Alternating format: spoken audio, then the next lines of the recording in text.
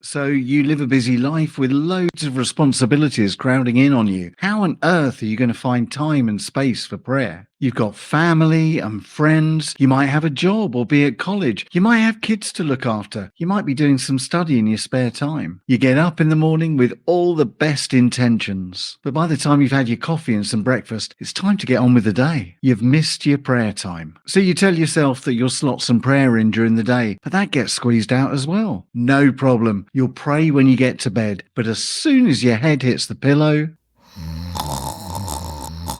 so you tell yourself that tomorrow is going to be different, but it never is. And not only now are you not praying like you want to, you're feeling guilty about it as well, and you're emotionally beating yourself up for being such a bad Christian. It's a vicious cycle, isn't it? So what can you do about it? Well, today I'm going to give you 4 really simple principles to get you started. Make no mistake about it, this is a really important topic because prayer is not a luxury in a busy life. It's a necessity, and that's for 2 reasons. Firstly, when we're really busy, we need to make sure that we maintain an inner connection with ourselves and a connection with God. We live in a hyper-connected world, don't we? Internet, social media platforms, trade, commerce, and media access to ideas and trends, connection through music and film and gaming. We're connected with everyone else in the world, but we feel really fragmented inside. Rates of burnout are high. Rates of depression are high. Suicide rates are high. Loneliness is like an epidemic sweeping through our societies. Mental health problems are at an all-time high. So the busier our lives,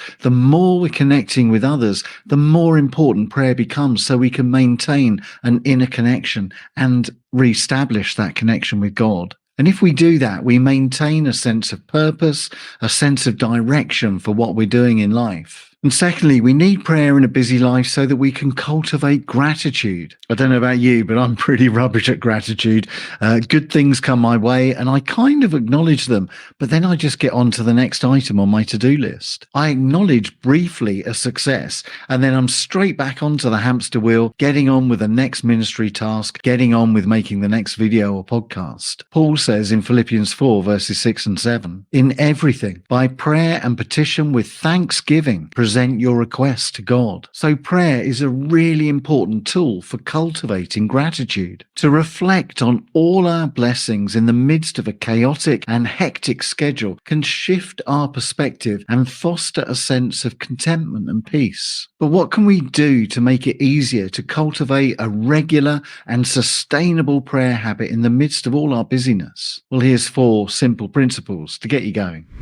Firstly, remember what prayer is. In a busy life, we have schedules, we have to-do lists, we have goals to achieve, we have attainment targets to meet. And too often I fall into the trap of thinking that prayer is one more activity I need to do. But it's not that at all. Prayer is about a relationship with God, an intimate moment of connection between the creature and the created, between the child and their father. Prayer transcends all activity. It's a moment when we step outside of time and space and encounter eternity, eternal values, eternal perspectives, eternal love. Amid all the busyness of our schedules and daily activities, prayer is an invitation into another world, another dimension where we can both give and receive love in an unhurried way. When the pressures of life are crowding in on you, remember what prayer is and take the time to escape the mundane by journeying into the transcendent. Think about prayer differently from all the rest of your daily activities,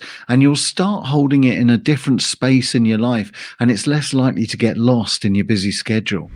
Secondly, find a regular time to pray. You need to find a regular time to pray that fits best for you. And I suggest that there are 2 factors that can help you find that regular time. First, think about your energy levels. I wake up at about 5 o'clock every morning and I have so much energy from about 5 o'clock through to 8 o'clock in the morning. So for me, that's a really good time to pray. But you might really hate early mornings and might not really properly wake up until mid-morning, so there's no point you trying to pray at 5 in the morning. But 9 o'clock in the evening is a totally different kettle of fish for me. By that time, my brain has shut down and I really just want to sleep, so there's no point me putting in a whole load of effort to praying at that time in the evening. But you might be coming alive at 9 in the evening, so maybe that's the time for you. So when you're thinking about fixing a regular prayer time, take account of your energy levels. Secondly, think about distractions. You want to find a time to pray when you are least likely to get distracted. Again, early morning works for me because I'm not receiving emails, no one's phoning me, I've not got any meetings, I don't have any kids to get to school on time. But for you, it might be lunchtime, taking a break from the office, or when the kids are at school or whatever. There is no right or wrong time to pray. Whatever works for you is okay with God. Day or night, God just loves to hear from you. The key, though, is regularity. Regularity in prayer is so important. If you can commit to the same time each day, you will develop a habit of prayer that fits with the rhythm of your life and that will make it sustainable. Thirdly, find a regular place to pray. If you live a busy life and you're trying to build a rhythm of prayer and you only have a certain amount of time each day to do it, the last thing you need is to be spending half your time trying to get comfortable in a new place. Try to find a regular place to pray. If you do that, you'll be able to get into the zone with God much quicker each time because the familiarity of that place will help you to get more comfortable more easily. Doesn't matter where that place is. It could be your sofa or in the bath. It could be on your daily train journey. It could be a particular street you walk down every day. It could be a park bench where you have lunch. The place itself doesn't matter. What matters is praying in that place on a regular basis so that when you go there each day, your mind quickly gets into the space where you can focus on God more easily. Anywhere can become a sacred space when you meet with God there. And it may be that you can create a sacred space in your own home, no matter how small. Maybe there's something you can do to personalize it for you and God. Maybe put a candle there or an icon. Maybe have some soft lighting there. Maybe have a cross there. Anything that feels right will do. Just something to mark it out as your sacred space for your time with God. And fourthly, build variety into your prayer life. Don't be afraid to experiment with how you pray. You can use a short, simple prayer and then just sit in silence with God. We see that in Luke 18, verse 13, where the tax collector simply prays, "God, have mercy on me, a sinner." You can use set liturgies like morning prayer and evening prayer and compline. You could read a passage of scripture and pray into that. You could take a different country every day and pray for its needs. You could take a random item from your cupboard, some tinned food, a scarf, a bar of chocolate, an old book, and see where it takes you in your imagination and use that as a tool for prayer. You could say no words at all and just sit silently with God. You could use an icon or prayer beads. Draw a picture, write a poem. Be creative when you pray, and you might be amazed to see how God uses your creativity to pray for people and things you'd never previously thought about. So always remember that being regular in prayer is not about adding another activity to our already overbusy lives. We've got enough to do.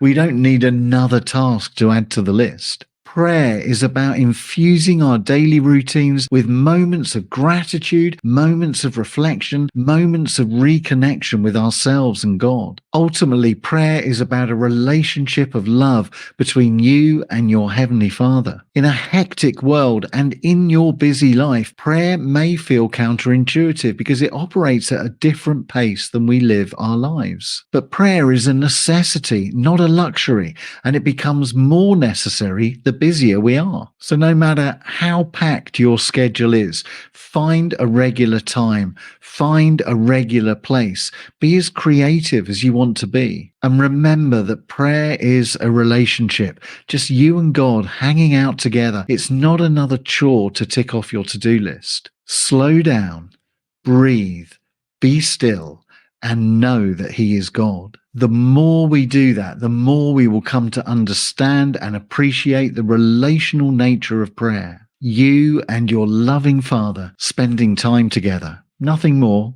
nothing less.